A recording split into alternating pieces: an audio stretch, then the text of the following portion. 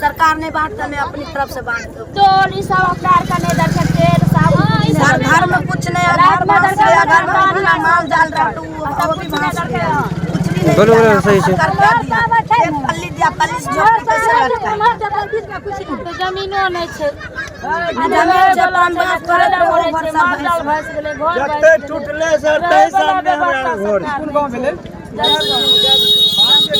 सब बांध टूटे से पहले भागलिए कि मतलब टूटला के बाद भागलिए?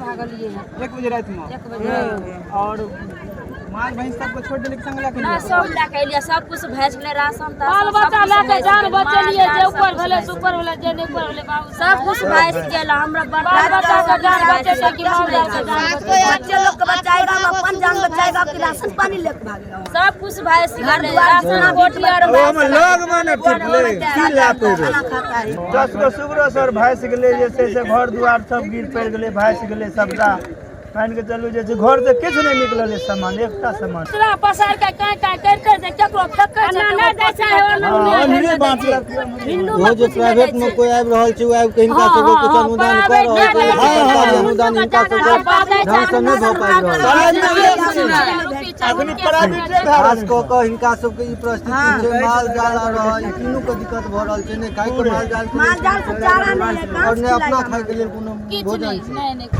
अशोक मलिक हमारा नाम हुआ। यहीं रहते आप?